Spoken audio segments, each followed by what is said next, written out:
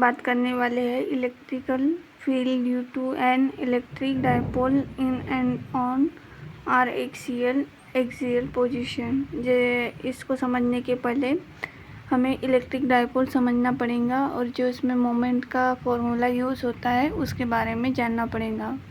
अब डाइपोल के मतलब से ही पता चल रहा है कि इलेक्ट्रिक डाइपोल होता क्या है। इलेक्ट्रिक डाइपोल में दो डाइपोल लिए जाते हैं, दो पोल को, उसे ही इलेक्ट्रिक डाइपोल कहते हैं। इसको सर्टेन डिस्टेंस 2a पे रखते हैं। इसकी सबसे पहले डेफिनेशन देख लेते हैं कि क्या होती है। N electric dipole is a pair of equal and opposite point charge separated by a short distance. मतलब इसको शॉर्ट डिस्टेंस पे रखा जाता है, जैसे कि डायग्राम में बताया है कि -q + q तो ले सकते थे जब ओ पॉइंट के बीच से -q तक के a/2 उसका डिस्टेंस हो सकता था और P से -q तक के a/2 ले सकते थे, पर हमने 2a माना है। इससे जो डेरिवेशन होता है वो कॉम्प्लिकेटेड नहीं होता है। q and -q are two equal and opposite point charge separated by a small distance 2a, जो इसकी डेफिनेशन है। The total charge of electric dipole is 0, but this does not mean that the field of the electric dipole is 0। जैसे हम total charge की बात करेंगे तो उसमें जो -q + q आएगा हर पॉइंट पे लेने के बाद दो पोलों के, अगर दो पोल लेते हैं जो उसका नेट चार्ज होगा वो 0 हो जाएगा। इस कारण से इलेक्ट्रिक डाइपोल भी 0 हो जाएगा।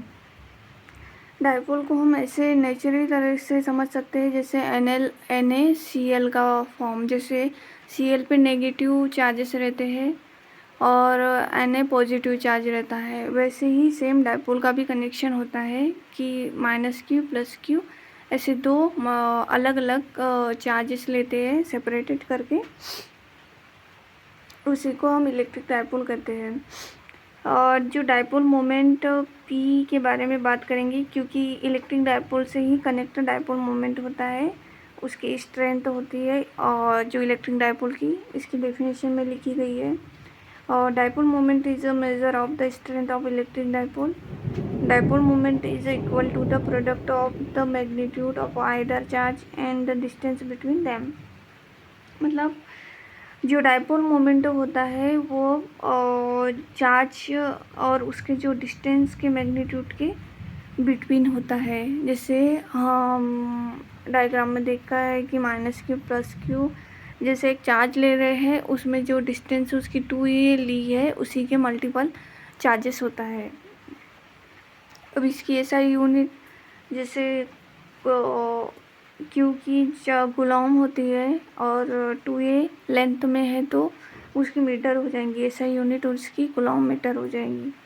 और it is a vector quantity whose direction is negative to positive charge.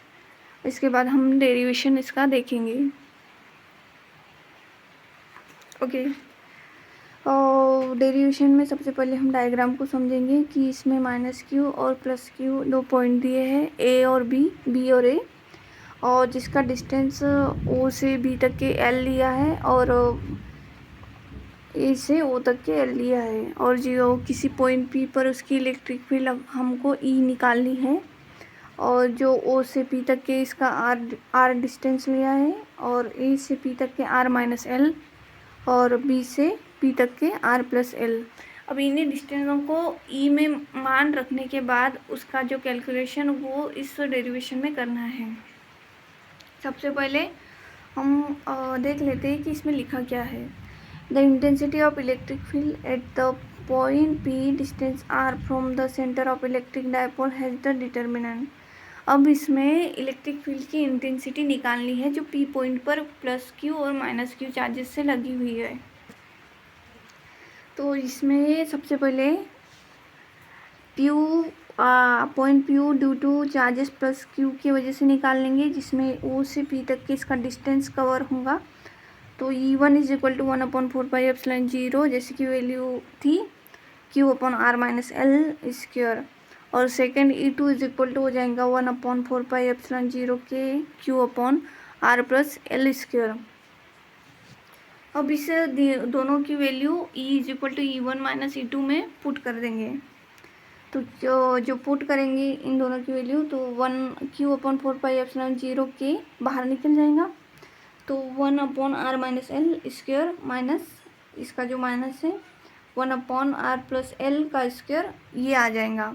अब इसको इधर मल्टीप्लाई, इसका इधर मल्टीप्लाई, तो q/4πε0 के r+l² माइनस r-l² r+l²r+l²। अब यहाँ पे देखो a प्लस बी का whole square is equal to होता था a² + b² + 2ab। वही फॉर्मूला यहाँ पे यूज़ किया है, r² + l² + 2rl, और जो माइनस में है वो माइनस, ये वाला माइनस लग जाएगा इसमें, r² - l² + 2rl, और इसका जो है वो पूरा होल स्क्वायर हो जाएगा, r² - l² का होल स्क्वायर पूरा दोनों का। तो वो यहाँ से r² भी कट जाएगा, l² भी कट जाएगा, बचे 2rl और 2rl, r² - l² का होल स्क्वायर। तो यहाँ पे क्या बचेगा, q/4πε0 के 4rl, ये दोनों का मल्टीप्लाई करेंगे तो प्लस करेंगे तो और जो इसका होल स्क्वायर है वो बच जाएगा। तो इसमें से देखो जो यहाँ पे डायपोल मोमेंट का हमने फॉर्मूला पढ़ा था वो लगेगा। जो यहाँ पे देखो इसमें से 4rl लिया है तो 2l इसमें से निकाल लेंगे और 2r यहाँ पे रह जाएगा।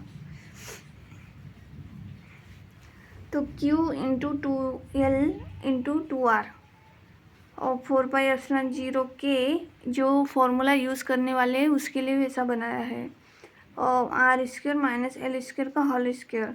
तो q × 2l हमने पहले पढ़ा था 2a, ये लेंथ ही है, तो इसका जो वैल्यू है वो p हो जाएंगी, जैसे कि डायपोल मोमेंट में हमने बताया था। ये देखो p = q × 2a, तो यहाँ पे p आ जाएगा और × 2r, क्योंकि इसको हमें ब्रेक करना था, फिर इसका जो p है यहाँ पे आएगा, क्योंकि डेरिवेशन अपने को प्रूव भी करना था। 4πε0 के r² - l² का होल स्क्वायर। इसके बाद देखेंगे, ये देखो यहाँ पे लिखा है q × 2l = p, तो e = 2pr 4πε0 के और r² - l² का होल स्क्वायर दोनों का।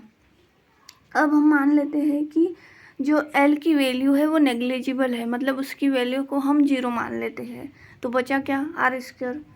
तो l को हम r को बड़ा मान लेते हैं l से, तो l छोटा हो जाएगा तो उसकी वैल्यू का कोई इम्पोर्टेंट नहीं है। तो e = 2pr 4πε0 के r⁴, क्योंकि उसका स्क्वायर था ना, होल स्क्वायर। तो यहाँ पे r आया है तो r से r कट जाएगा, तो e = 1/4πε0 के 2p/r³। This is the required expression. Thank you.